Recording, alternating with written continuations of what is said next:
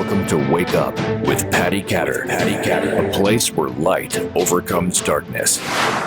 Here, we share powerful stories of people who embraced their strength and came out on top. Get ready to wake up, discover your purpose, and rise. Hi, everybody. You're listening to another episode of Wake Up with Patti Katter. Today, I have Travis Partington on the show with me. Travis, welcome to the show. Patti, it's great to be here on a nice, cold, snowy New England day. So I'm just excited to talk with you again. Thank you. You know, I think you're my first guest from New England. Well, I mean, hopefully that's a sign of things to come. Right. I heard you have good soup. We do. Clam chowder is good up here, no doubt. Mm-hmm. Awesome. What I'd love you to do is to tell our guests a little bit about yourself. I'm really curious if you were born in New England. It's kind of rare. No, I was not born in New England. I was born in the Midwest, actually. And then my parents moved down to the South. From there, I joined the Marine Corps and served out at MCAS Yuma, one of the hottest places in the continental United States. And then moved here after my Marine Corps service. I'm a dad of 3 sons. I do my show, Oscar Mike Radio, which is how Patti and I met. I love motorcycles, freedom flingers, and weightlifting and archery. So any number of those things, dad first, and I'm happy to be here. Thank you. So let's throw it back a little ways. When you were younger, before you joined the Marine Corps, can you tell us anything about your life of why in the heck did you want to join the Marines? What brought that up? Well, it was started with my grandfathers. They both served in World War II in the Navy. And I was always awed seeing their old uniform pictures, and they were the typical post-World War II grandfathers, the hickory stick and all that good stuff. That's what they believed in. And then when I was in Louisiana, that's where I joined the Marine Corps out of. It was a time in my life where I wasn't really sure what was going on. I could go to school if I wanted to, and didn't really like that. And had this I was going for a singing scholarship at a local school down there. I said, school's tough. School's tough, Patti. I'm not going to do the tough thing. I'm going to do the easy thing and join the Marine Corps because I need some direction in life, and that'll be easier than school, right? What can I say? At least I'm an Air Wing Marine, but it's kind of funny because Shreveport-Bossier is the home of the Strategic 8th Air Command. It's an Air Force town. And I saw how the Air Force people did it. It was pretty cool, Went on base several times man, this is pretty all right. Nah, forget all that. We're going to join the Marine Corps. And I think it's because I wanted to, reboot my life, do something epic, and, claim that title of U.S. Marine. It was as simple as that. Mm-hmm. Well, I'm sure you even wake up today and you're still a Marine. Once you're a Marine, you are always a Marine. Never ends. Never ends. The change is forever, Patti. Mm-hmm. So tell me, I want to know about your first couple of days in boot camp. Well, they do the typical sleep deprivation thing to kind of get you pliable, and then you get marched around and, tons of shots and stuff like that. And it was not fun. I went to boot camp out in San Diego, so it's kind of like this weird mental thing where it's so beautiful and the weather is great, and there's all this, you're right smack dab in downtown San Diego getting smoked.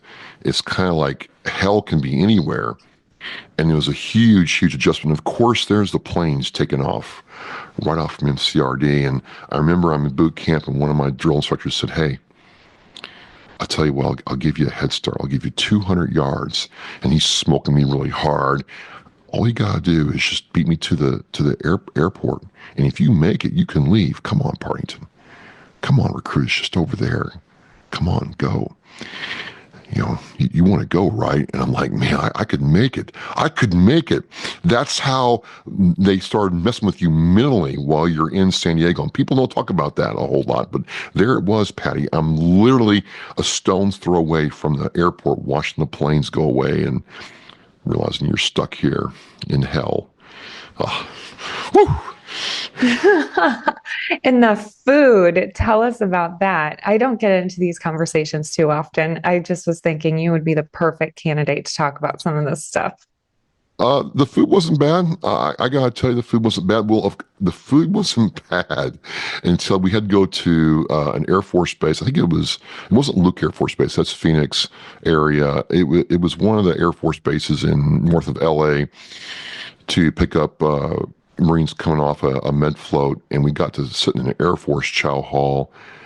And I was like, dang, this is nice. And then I did Hawk School at Fort Bliss, and the Army does food right. The Army does food right, but boot camp food wasn't bad.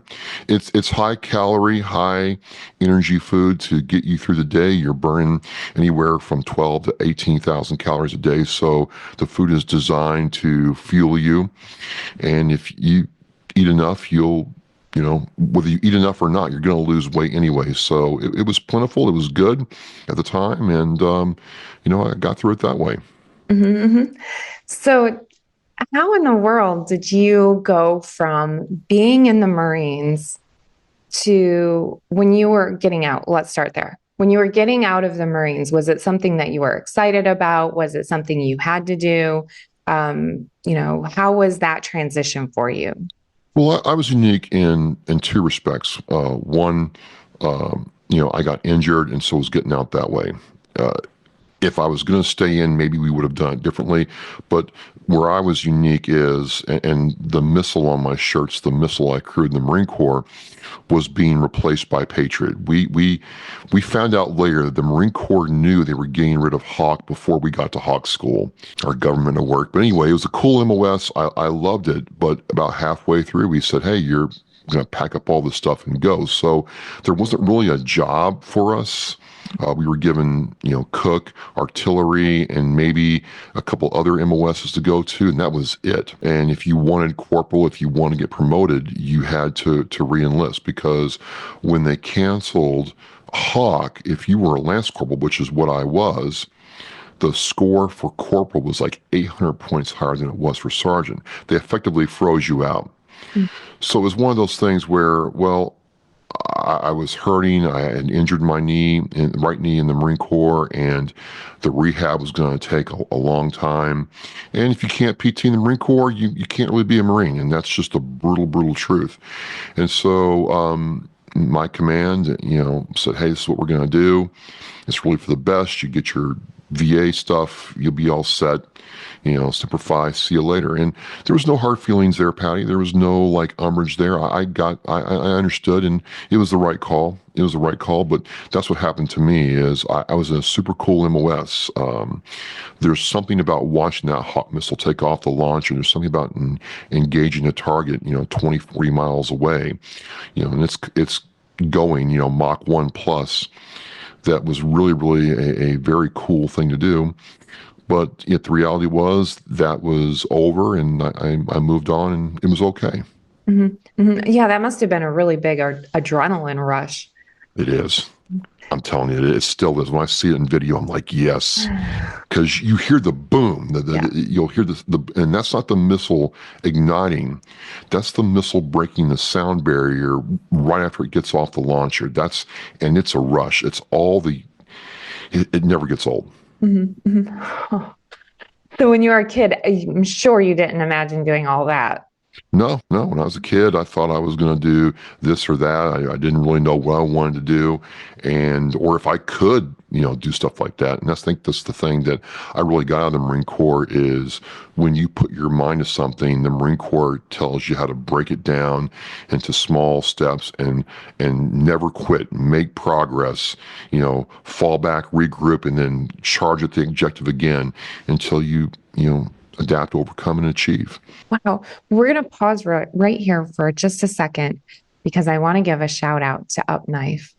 And Up Knife is a really cool company that helps women protect themselves with very easy to use knives. I don't know if you're a woman and you're watching this, you guys, I put mine in my pocket and you can pull it out and you can pull this sucker as fast as you can blink your eyes. So pretty cool stuff. So go over to upknife.com.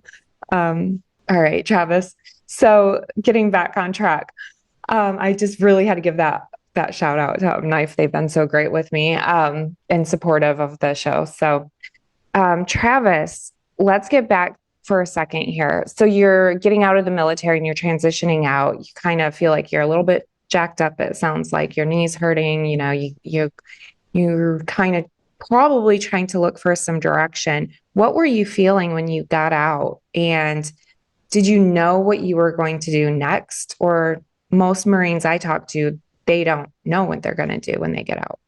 So the only thing I knew to do when I got out, and I got out of the Marine Corps and I rode my motorcycle from Yuma, Arizona to Boston, Massachusetts. And I think doing that, looking back, really kind of helped me, decompress, kind of understand what's going on and try to figure out what I needed to do.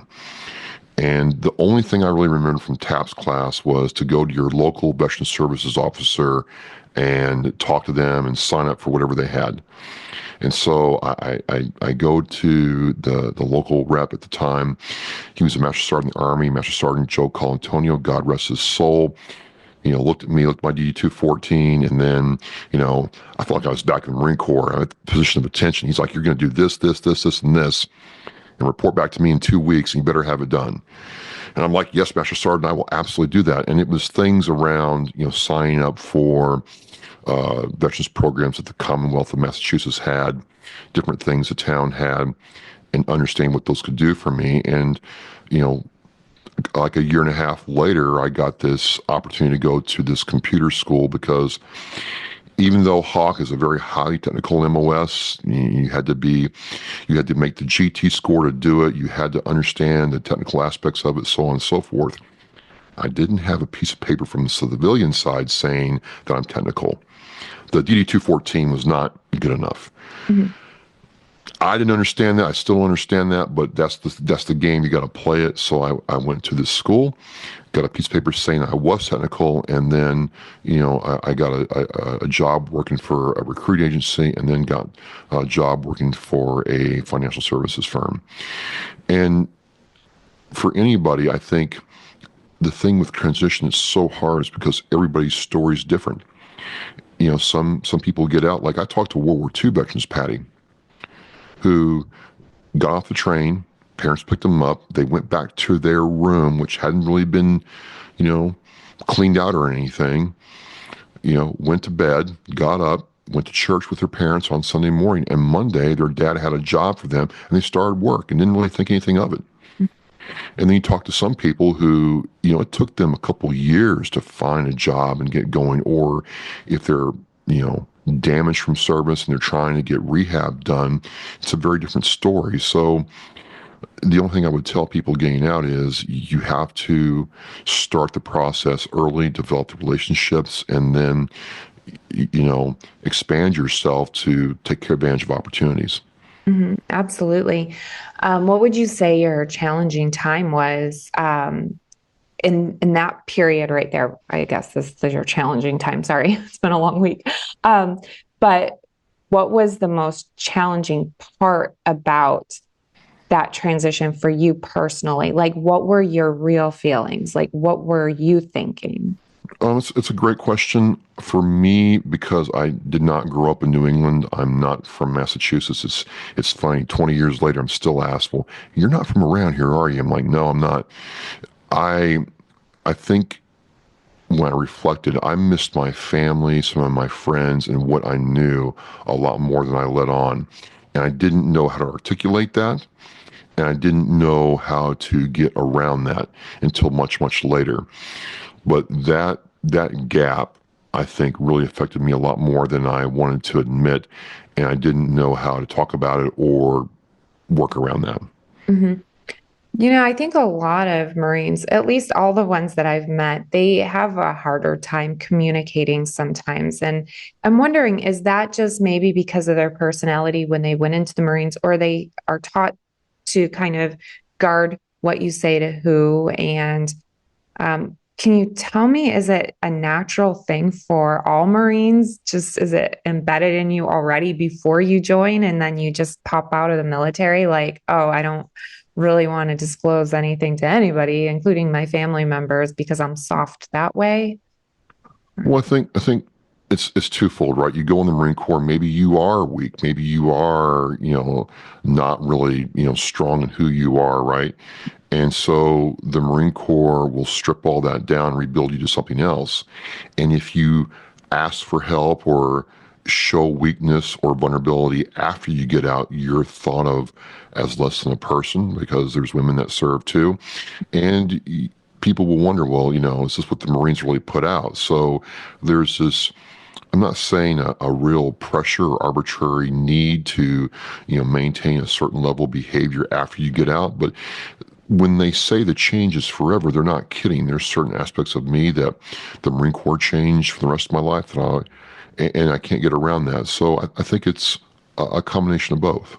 I agree with that. I can usually spot a Marine in a room. If there's a room full of veterans or a room full of people, you always can spot that Marine, the shoulders back, the head high, the I remember confidence. you picked up on that pretty quickly, Patty.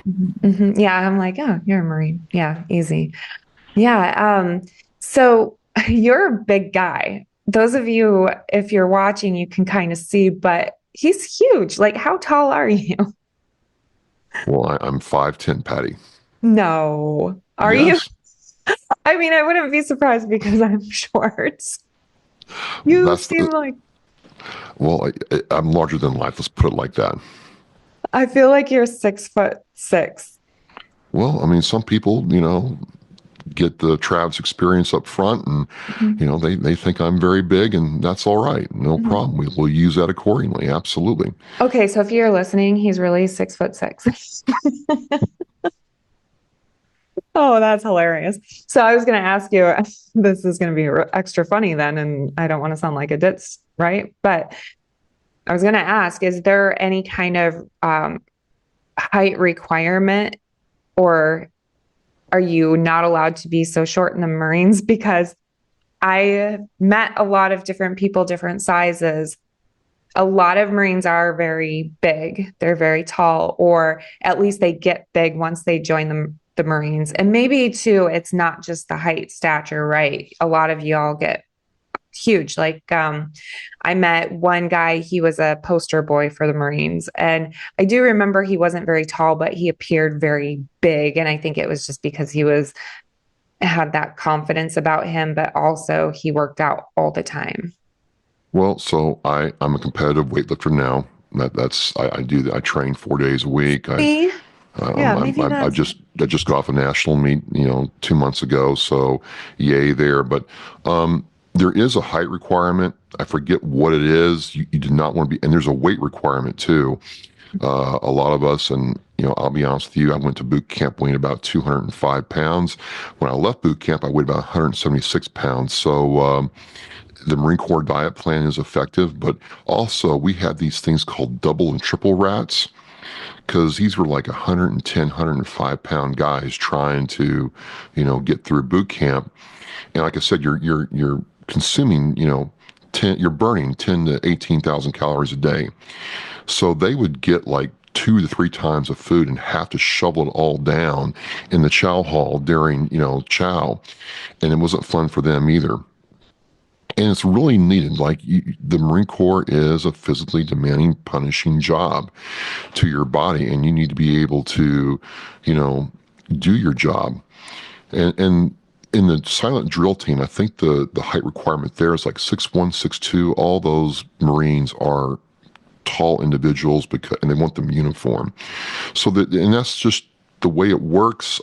Taller guys have an easier job running, easier job humping than smaller guys do, but adapt and overcome and achieve. So actually, I think maybe that's it. You're just a big guy. So tell us about this weightlifting thing or this bodybuilding that you're into. So I do the Olympic style weightlifting, the snatch and the clean and jerk. I've done it since I was like 17 years old. And last December, I went to a national competition in my age group. I'm in the Masters division now, which is a fancy way of saying the old guys division, but I placed third nationally at this meet. And it was a really big deal for me because, 3 years ago, I ruptured my quadricep tendon. It was My old Marine Corps injury coming due. And I didn't really think about it, didn't really ever have it watched. And all of a sudden, I had to recover from that. And the Marine Corps way got me through a lot of that recovery and PT side. But I went to a national meet, Patti, and got it done. Chesty, I think, would be proud. Wow, that's amazing. Especially with your knee injury, I think that's really intriguing because it shows that you can still do something if you put your mind to it. Absolutely. Wow. So, how does podcasting fit in all of this for you? Because you do have a podcast. I do.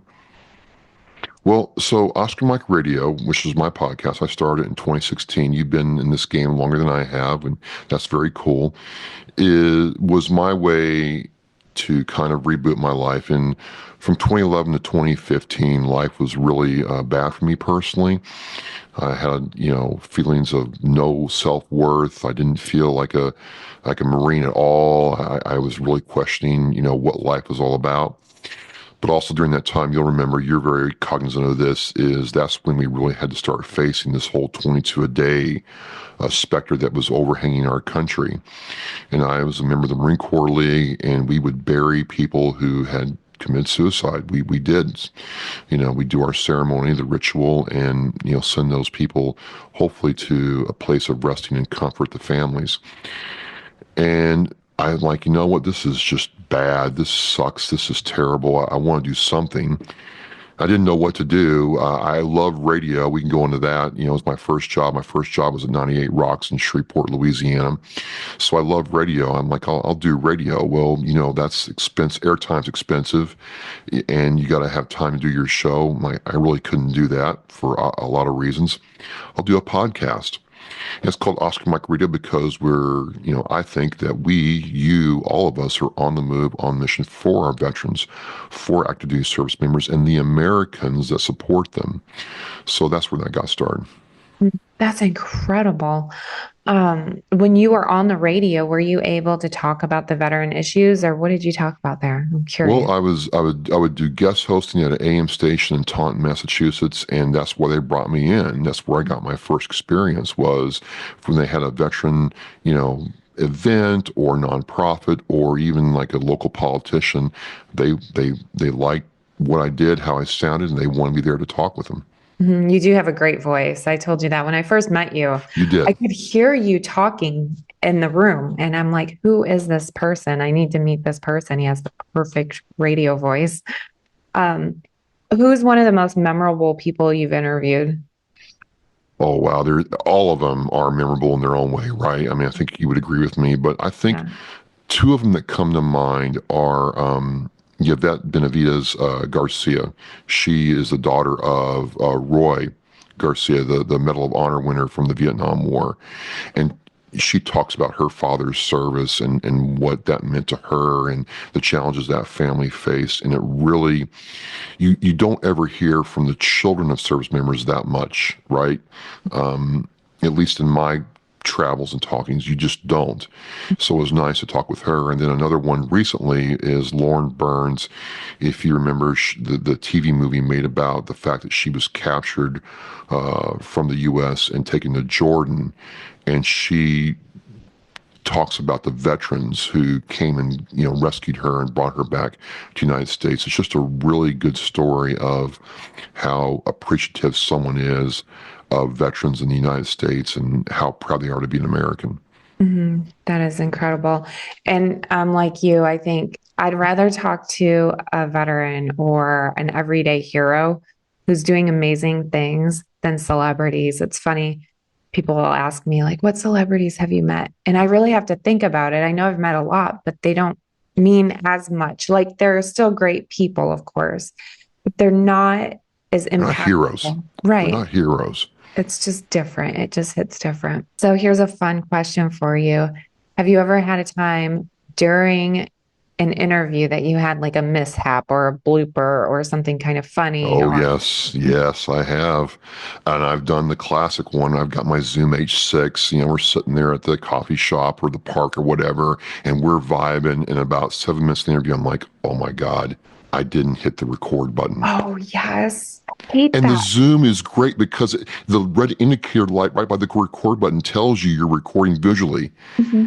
And I'm like, oh my God, like, what do you do? And that's just a very like, oh, you just got to own it. But a couple times that happened, and then I just have a checklist that says, hey, is the red light on? We're ready to go.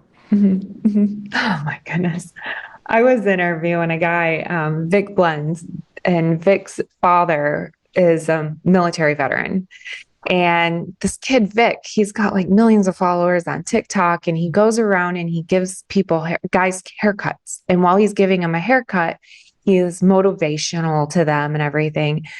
And I was so excited to interview Vic because I'm like, wow, this kid is incredible. He's got this motivation. He's all tattooed out and like in the inner city, just giving these cuts to these kids. And I'm talking to him, and all of a sudden my seat that I was in, it was one of those seats that you can adjust. It just started going down and down and down. And like, so finally I'm like down here while he's talking, trying to like pump it back up. Well, nobody could see, but that was probably my biggest blooper. And then I'll have to admit, today it was kind of topping the cake here when I said that you were huge and you're like, I'm 5'10". Like that kind of put a damper on things. So. Well, I'm not small. You're not wrong. I'm not small. I'm not small. You're not. Look at these mitts. Yeah, I mean, it's pretty cool though. You're gonna be happy for the rest of the day. Like, oh wow, she said it was huge, because guys think that's cool, I guess, right? Well, I mean, it is. Absolutely. So where can people find your podcast and your website and your social media? So website is OscarMikeRadio.com. You can go on Facebook, Oscar Mike Radio, Instagram, Oscar Mike _radio, just one of those things. YouTube, Oscar Mike Radio, just Oscar Mike Radio, you'll find me. And please, again, Spotify, Apple Podcasts, like, share, and subscribe. Sharing it, definitely. Yes, that's so important. Yes, everybody, please go follow Travis. He is an awesome guy. I've met him in person. You know, I say that about all my guests, but I really vet everybody carefully. And Travis, your kindness and your personality and your encouragement to people is so great and so important. Travis sat on a panel with me at the PodFest in Orlando. And man, you all should have heard the encouragement that he gave. And not only that, he really, really cares about what he does. I have got to say too, Travis recorded the episode of the panel. And he was the only one who took the time to do that. He was very thoughtful in that process. So thank you for doing that, Travis. And we'll be sure to link that so people will go over to your YouTube and follow you as well. Appreciate it. Thank you very much. It was a great panel, and I really liked the aspect that we included civilians in that conversation, and I really liked when you got the audience involved. It really changed the whole energy in the whole room that time. Oh my gosh. Well, thank you. I could not have done it without you, and I was so happy to have you on my panel. And I mean, I think you really helped make the day. So thank you. Thank you very much. Thanks.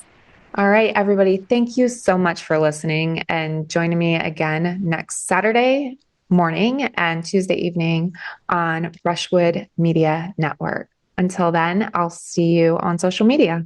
Semper Fi, Patti. Thank you. Thank you, Travis. Thanks for tuning in to Wake Up with Patti Katter. If you enjoyed these stories of resilience and leadership, visit PattiKatter.com to connect with Patti and learn more. Until next time, stay inspired and keep pushing forward. When the world watched the heartbreaking withdrawal from Afghanistan in 2021, lives were shattered, families were displaced, and children were left with nothing but uncertainty. Out of that chaos came a mission of duty and compassion to stand by those who once stood with us. The Black Feather Foundation is committed to helping refugee children heal and thrive. Through sports, health, and education programs, we're giving these children a chance to dream again, to become citizens and leaders of tomorrow. This is a call to action. How you can help. Visit our website, theblackfeatherfoundation.org. Volunteer. Join us in making a difference for these families. Donate. Every contribution goes directly to programs that bring hope to these children. Together, we can turn despair into opportunity.